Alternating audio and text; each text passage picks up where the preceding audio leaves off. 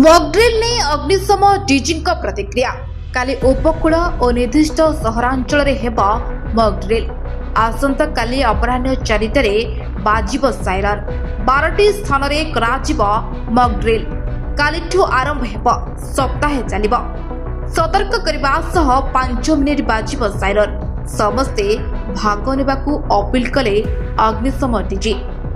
Mock drill ने आज देशर विभिन्न स्थान में चली अभ्यास साइरन बाजिले कौन करिवे से नहीं करा जाउछि सचेतन साधारण लोकों को दिया जाउछि तालीम। ओडिशा रे 12टी स्थान रे हेब civil defence mock drill Baleswar Koraput Bhubaneswar Gopalpur रे मॉकड्रिल कराजिबा नै सूचना मिलिछि।